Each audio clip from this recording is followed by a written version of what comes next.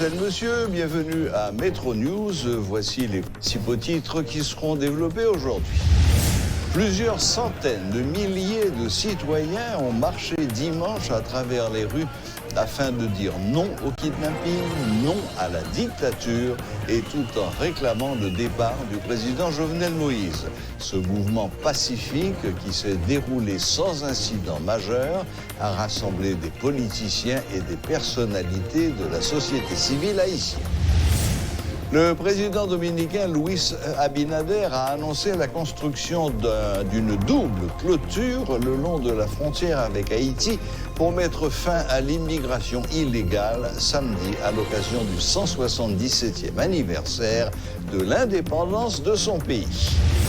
Plus de 200 détenus qui se sont évadés de la prison civile de la Croix-des-Bouquets sont actuellement en cavale, selon les autorités haïtiennes qui annoncent qu'ils en ont capturé une centaine.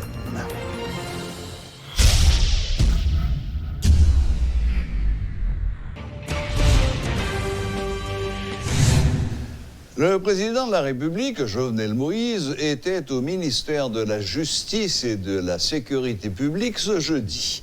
Il a assisté à une réunion du Conseil supérieur de la police nationale. La question de l'insécurité et le dossier des kidnappings, entre autres, étaient au centre des discussions. Le chef de l'État en a profité pour annoncer tout un ensemble de dispositions afin de lutter contre ce phénomène. Suivez ce reportage de Jean-Jules Desaugustes. En conférence de presse lundi, le sujet était crucial. L'insécurité ne laisse personne dans l'indifférence. Jovenel Moïse ne pouvait esquiver ce sujet et en a profité pour faire quelques annonces. Les premières concernent les institutions et des instructions formelles ont été passées. C'est pour ça que nous prenons décision pour que UCREF, ULCC, Ministère des Finances, Banque République d'Haïti, tout le monde net, mettent tête ensemble pour nous commencer à suivre le mouvement au série de l'argent avec bon gens outils légaux qu'a fait dans le système financier parce que quand pile information que nous gagnons, mais nous voulons avant nous arriver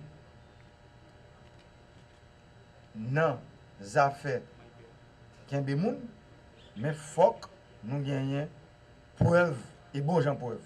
C'est pour ça que nous demandons toute institution pour commencer le travail et chef CSPN, pour le ministre, il prend le travail pour rapidement nous mettre institutions ensemble pour nous capables de joindre bon gens preuve sur des allégations, des informations que nous avons. Les actes de kidnapping ne sont pas fortuits, mais le chef de l'État est confiant, la coopération peut permettre de rétablir un climat de sécurité dans le pays. Dans la rencontre l'entour, moi passer l'ordre pour un contrôle qui fait en douane pour nous renforcer le contrôle. Par exemple, contrôle qui pour faire particulièrement dans Port Saint-Marc, dans Port Cap-Haïtien, dans Port Lafito, c'est côté plus armes et munitions passées entrer dans le pays. Il y a des noms derrière l'insécurité globale. Les kidnappings ont des auteurs intellectuels selon le président Jovenel Moïse. Pour les identifier, le président dit compter sur la technologie et l'aide de la population haïtienne. Nous demandons au ministre de la Justice là, pour rapidement, il y a une ligne rouge qui crée 24 heures sur 24 pour kidnapping. Ça veut dire la police annonce nous que vous avez un call center déjà, ça veut dire un centre d'appel qui est capable de recevoir toute quantité d'appels que moun a bien pour vous faire. On croit que vous arriver jusqu'à 250 appels heure. C'est pour permettre que un monde qui a une information sous affaire insécurité, ça veut dire on va qui arrive devant ou elle, faut nous suspendre dans les affaires gérer bouche PA, c'est gérer bouche parler. Et là ça, moun l'a toujours kembe anonymat, nous pas besoin qu'on ait qui moun, c'est justement c'est une collaboration police-population. Les compagnies de sécurité sont dans le collimateur du gouvernement haïtien. Le président Jovenel Moïse souhaite passer à l'action et dit avoir passé des instructions au chef du Conseil supérieur de la police nationale. La mission du Premier ministre Joseph Jout est claire, selon le président Jovenel Moïse. Nous demandons le Premier ministre pour presser le rencontrer avec le ministre des Affaires étrangères là, pour rencontrer avec l'autorité américaine. Sur question ça, pour être qui plus bon coup de main que nous avons joué, parce que munitions avec un pile dans armes ça yo sorti dans des conteneurs de faits personnels qui sorti aux États-Unis qui entrent en Haïti. Pour nous qui plus bon contrôle que nous avons metté pour moun ça yo, si c'est des Haïtiens qui vivent aux États-Unis pour nous avoir une possibilité pour nous capables faire entrer, ça veut dire déporter pour nous-mêmes pour qu'on vienne puger peine dans le pays. Et si c'est des étrangers qui sont pour nous qui plus bonne manière deux pays qui mettent tête ensemble pour nous arriver à joindre bon genre solution. Dans la lutte contre le kidnapping, chacun a son rôle et tout le monde doit assumer sa responsabilité. Le président Jovenel Moïse appelle la société tout entière à s'impliquer pour mettre fin au phénomène. Parce que sous kidnapping, nous commençons à identifier. Et aujourd'hui, poche kidnapping, nous croyons tout le monde. Cap garder, cap tendre là, nous entendons ouais. Ça veut dire nous bataille nous-mêmes dans niveau de l'État pour nous mettre tout bandit, tout vagabond hors d'état de nuit. Parce que j'aime toujours dire la vie en bandit, il coûte. Ça veut dire qu'il pas durer trop longtemps. L'on choisit ces métiers ça pour faire. Son métier qui font partie très jeune, qui faut prendre pension très jeune. Et pension prend tout le monde connaît l'on bandit prend pension qui va aller. En présence de plusieurs membres du gouvernement, notamment ceux du Conseil supérieur de la police nationale, le président de la République Jovenel Moïse a tenu à adresser un message clair aux fauteurs de troubles, aux bandits et aux kidnappeurs. Tout cela à quelques mois du référendum constitutionnel et en pleine année électorale. Le président dominicain Luis Abinader a délivré 2 discours en un samedi dernier devant son Parlement à l'occasion du 177e anniversaire de l'indépendance de son pays. L'économiste Kessner Farrell reconnaît que le chef d'État a d'abord dû donner l'assurance aux nationalistes de son pays que le danger haïtien n'était pas sous-estimé. Abinader a annoncé la construction d'un mur à double clôture et le déploiement de moyens de surveillance le long de la frontière pour contrer les flux migratoires haïtiens. Haïti fait les gros titres de la presse depuis le kidnapping de 2 techniciens dominicains à Martissan la semaine dernière. Il fallait donc désarmer son aile droite, a expliqué Kessner Farrell. Le professeur Henri-Marge d'Orléans qualifie l'hypothèse d'une fin du mandat de Jovenel Moïse de duperie. Il a fait remarquer que jamais, avant 2020 et le constat de la caducité du Parlement, il n'avait été question de cette échéance. L'ancien ministre de la Justice estime que le fait que le président Moïse ait pris ses fonctions un 7 février est à l'origine de la confusion. Enfin, le mandat président qui finit pas fini, sont du prix balaye, non petits gens tromper population et puis c'est pas à l'avantage du pays non plus. Nous tromper population dans quel sens? Moi avec nous contribuons à cela, oui, cher ami. Nous contribuons à cela comment? Nous dit mandat président commencé en 2016, pas vrai? Ce qui est vrai. Ce qui pourrait être vrai, on dit le comme ça. Ce qui pourrait être vrai. Parce que vraiment, si M. Prévert, il a 120 jours pour le finir avec l'élection, s'il était fini en juin, effectivement, le président tape monté en juin, l'étape là, jusqu'à 2021. C'est clair, il a perdu 4 mois dans le mandat. Et pour qu'il doit continuer comme ça, et si le président a monté en octobre, et s'il a monté en décembre, toujours 2015, eh bien, on a dit que le mandat toujours a fini en 2021. Mais maintenant, quelle est la question? La question, c'est que pourquoi avoir attendu le 7 février 2017? Pourquoi? C'est ça la grande question que personne n'a jamais posée. L'équipe qui était là, en place là, on dit, mais pour qui ça? Nèg la fin élu depuis, je ne sais pas, en novembre-décembre. Pourquoi ça n'a pas cherché une façon de bailler le pouvoir? Puisque s'il était élu en juin, si l'élection était faite en juin, tu as balle le pouvoir. S'il était fait en août, tu as balle le pouvoir. Pour qu'il ne soit pas de balle le pouvoir carrément? Balle en janvier 2020. Tout le monde connaît que M. perdu 10 mois. Balle le 1er février. Pourquoi le 7 février? C'est un coup de volonté pour induire les gens en erreur. Et puis, on a payé ça. Parce que pour qu'il soit, tu as besoin de temps le 7 février. C'est pourquoi M. Jovenel Moïse lui dit que lui-même, il était au pouvoir le 7 février, et puis c'est 7 février 2022, il était là en 2017. Ça a une certaine logique dans les faits. Dans les Bon, faits. les chiffres à son article 134.1. Oui, qui dit mais que c'est 5 ans. C'est nous-mêmes, parce que si c'est pendant l'année 2016, là, il était bas le pouvoir, il était d'accord qu'il a perdu quelques mois. C'est l'obtention le 7 février. Bon, moi-même, si je suis en place, monsieur qui était sous Bayolet, ça, c'est pour dire, monsieur, pouvoir 6 février, au moins. Oui, monsieur, 6 février, ou pas balayer le 7 là. Parce que pour balayer le 7 là, on bagaille, un message que vous voyez, la population, tout le monde. Et puis, vous savez quoi aussi? Depuis période ça, depuis février, Jovenel Moïse pouvoir en 2017, je n'ai pas jamais entendu. Par contre, si on dit ça, même pas jamais entendu aucune institution, aucun organe parler de une affaire que le mandat a fini en 2021. Sauf à partir de 2020. C'est ça. À partir de 2020, monsieur Voyer, sénateur, allait, il commet un autre acte de vagabondage. Oui.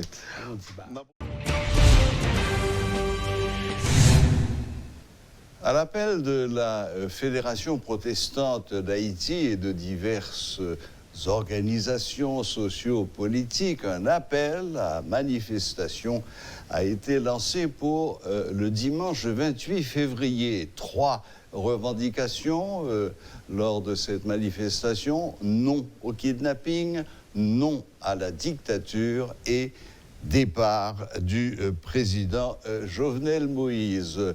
Nos reporters à Télémétropole étaient sur place, l'ont suivi. L'un d'entre eux, Rudolph Pierre-Louis, qui était sur place dans les manifestations, est ici avec nous sur le plateau de Metro News pour un compte-rendu de cette journée qui a été longue et, on peut le dire, impressionnante.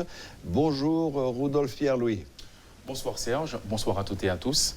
C'est toujours un plaisir de retrouver les téléspectateurs et téléspectatrices de Métropole. Très bien. Donc, manifestation impressionnante, m'avez-vous dit?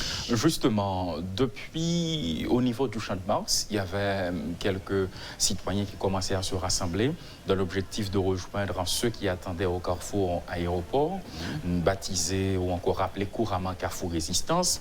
Maintenant, à partir de 11h, 11h30, à la rigueur 11h45, le mouvement commence à fouler le macadam depuis le carrefour de l'aéroport jusqu'au niveau de Delma 40B, parce qu'il était question de bifurquer à l'intérieur de Delma 40B, prendre la direction de Bourdon pour se rendre au niveau de Juvena, parce que les organisateurs voulaient envoyer un message à la communauté internationale. Donc, ce qui a été fait.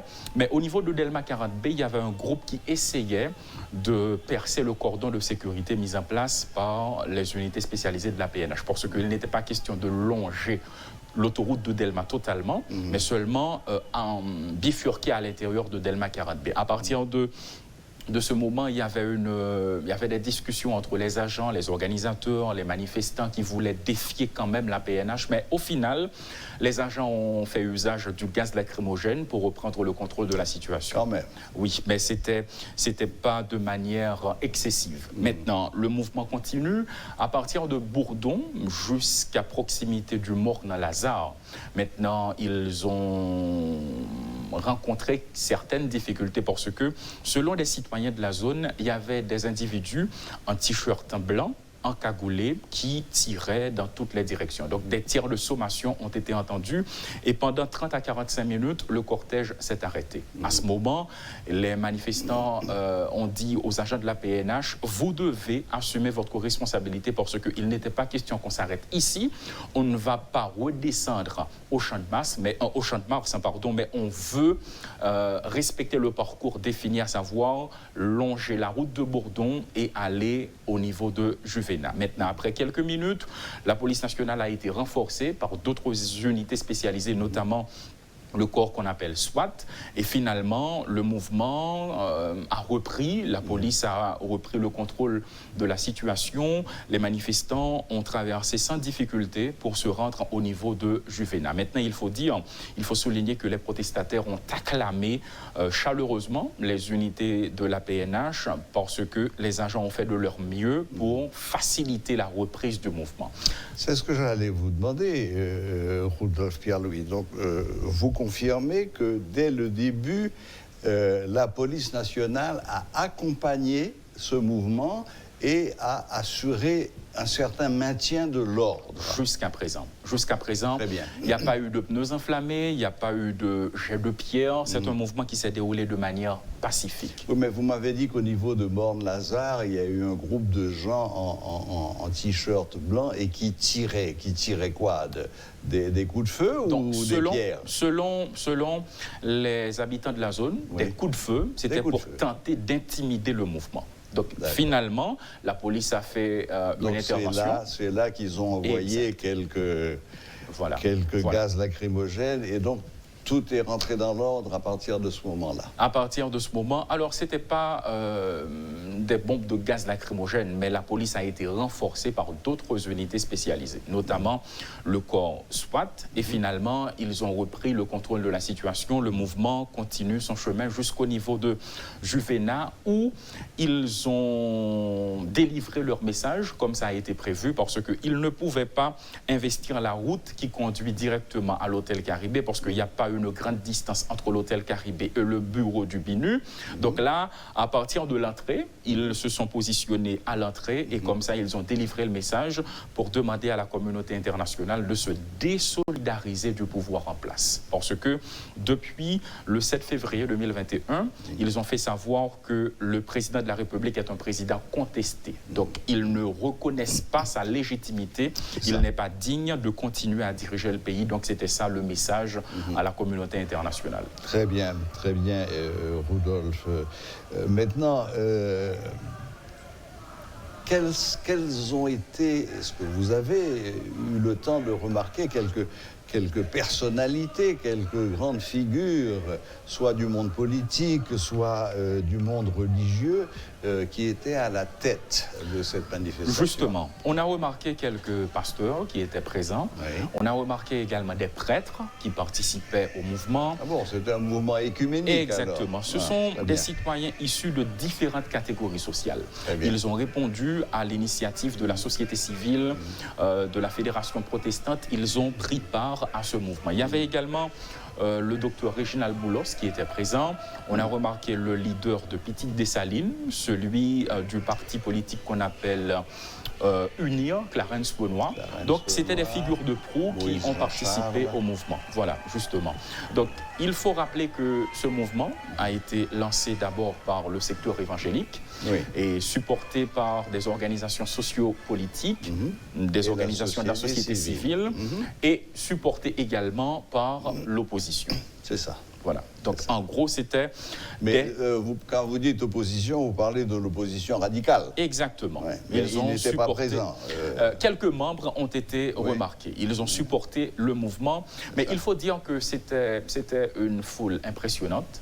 Impressionnante parce que... vous m'avez parlé de plusieurs centaines de milliers. Exactement. Des centaines de milliers de personnes qui ont fait le déplacement. Et il y a même des gens qui ont dit qu'aujourd'hui, ils prennent part à ce mouvement parce que le mot d'ordre contraint, c'était de ne pas mettre des pneus enflammés sur la chaussée, pas de jet de pierre. Pas Donc, de créer... si quelqu'un tente de créer la panique, la police peut procéder rapidement à l'arrestation de cette personne. Donc le fait d'avoir entendu cette information, ils participent au mouvement parce qu'ils ont le sentiment qu'il y a un appel à l'ordre qui a été lancé. Donc c'est pourquoi aujourd'hui, ils prennent part au mouvement. Et même après le mouvement, vers 8 h du soir, j'ai eu la chance de rencontrer certaines personnes à Delma, à Pétionville, qui ont fait savoir que si à chaque fois il y aura une manifestation, ça se déroule de cette façon, eh bien, lors des mouvements, ils seront présents.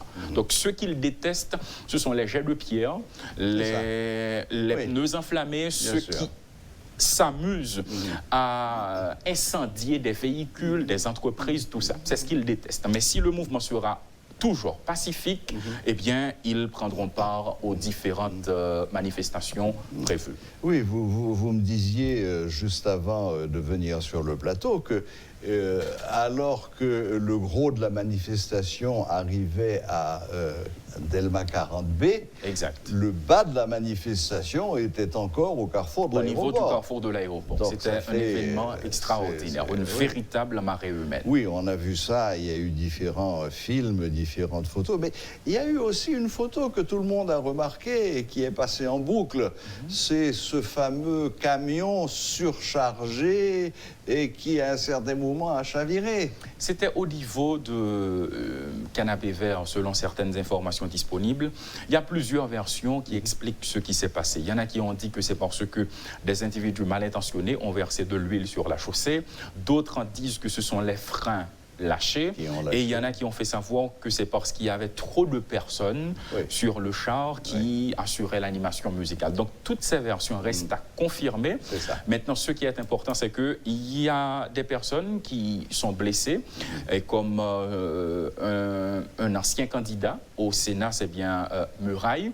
Mais pour l'instant, d'après ce qu'on a appris, son état s'améliore, mais il n'y a pas eu de mort, seulement des personnes qui sont blessées. Et pour l'instant, elles sont en train de recevoir des soins médicaux. Oui, parce que ces images sont impressionnantes de voir cet énorme camion tout d'un coup commencer à tanguer comme un bateau et tomber sur le côté. C'est très impressionnant. Donc, Rodolphe Pierre-Louis, en résumé, manifestation parfaitement organisée, manifestation encadrée de manière efficace par les forces de l'ordre. Aucun débordement à remarquer, sauf au niveau de Delma 40B, au niveau de Morne-à-Lazare, mais la police est intervenue pour reprendre le contrôle. Et vous me dites même que les policiers ont été applaudis à un certain moment. Exactement. Après avoir repris le contrôle, au niveau de Morne-à-Lazare, eh bien, il y a des manifestants qui ont applaudi, qui ont lancé des messages non pas pour déstabiliser la PNH, mais pour leur dire que ce que vous avez fait, c'est très bon. Lors des autres manifestations, parfois on est contre, mais là, ce mouvement, cette décision prise, il faut la féliciter, c'est très bien des agents de la PNH. Eh bien, c'est parfait, Rodolphe. Donc, vous étiez accompagné de deux caméraman, Paul Léel et Guy Tréchoisy, tandis que vous aviez un camarade ici au studio qui coordonnait, Marvin Spierre, qui coordonnait. Mais écoutez, bon travail. Quand est-ce que vous nous présentez le reportage sur cette journée de dimanche? À partir de ce soir, parce que là maintenant les téléspectateurs et téléspectatrices vont avoir la possibilité, comme nous parlons du mouvement là maintenant, les images vont décrire la situation, comment elle était réellement. Eh bien, c'est parfait. Merci beaucoup, Rodolphe Pierre-Louis. Merci de vous être sacrifié en ce gros dimanche. Ah, justement, ce sont les aléas du métier, donc on n'a pas le choix. Il faut informer les gens. Mais vous m'avez dit de 11h du matin à 8h du soir? Oui. Donc, c'était pas... Le mouvement a pris fin aux environs de 5h30, 6h. Mais moi, j'étais encore dans les rues pour voir est-ce que vraiment tout s'est bien déroulé. Il n'y a pas eu de casse, tout ça. D'accord. Et au final, il n'y en a pas eu. Très bien. Ben, écoutez, merci. Merci. Et puis, à très bientôt. Merci, c'est un plaisir. Voilà, c'était Rodolphe Pierre-Louis qui a suivi pour nous la grande manifestation de dimanche dernier, 28 février, à l'appel de la Fédération protestante et d'un certain nombre d'autres mouvements sociopolitiques qui avaient 3 mots d'ordre: non à l'insécurité, non à la dictature, et qui réclamaient en même temps le départ du président Jovenel Moïse. L'ex-sénateur Youri Latortue a apporté ce lundi des précisions sur des fonds publics qu'il avait à gérer suite aux accusations de corruption portées contre lui. L'ancien parlementaire a déclaré lors d'une conférence de presse que sa gestion en tant que président du Sénat est irréprochable, soulignant avoir reçu un avis favorable de la Cour supérieure des comptes et du contentieux administratif.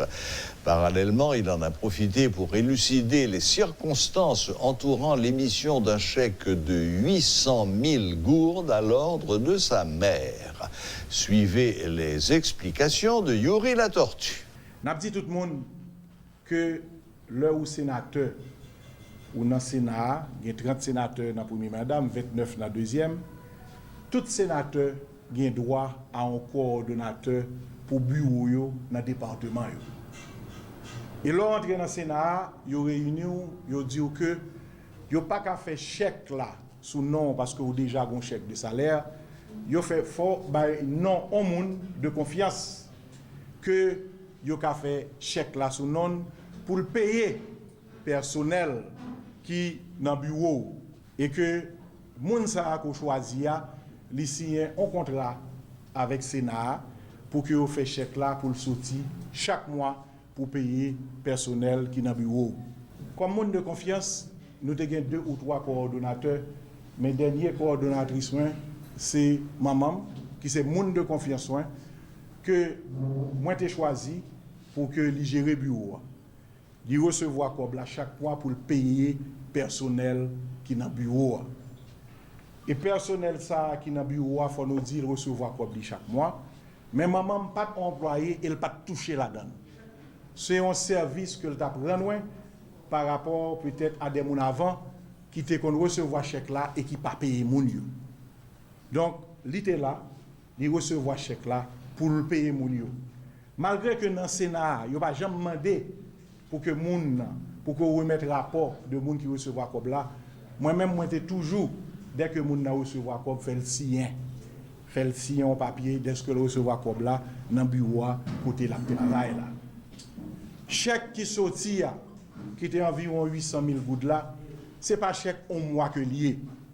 C'est un chèque pour octobre 2019, novembre, décembre et janvier.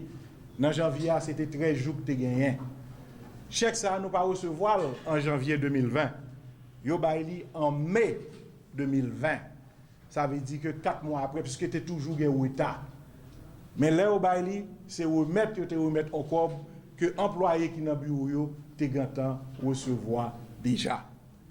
N'a dit tout journaliste qui là yo. Il y a 10 sénateurs qui là qu'on y a. N'da nous font une enquête, n'da nous vérifier d'après si chaque sénateur pas un coordonnateur bureau et si c'est pas un proche li que choisi pour gérer bureau. Pas gagné aucune corruption dans ça.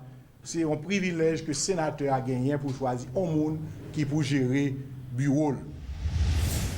L'insécurité a fait une nouvelle victime. Le docteur Ernst Paddy, assassiné dimanche devant sa clinique au centre-ville.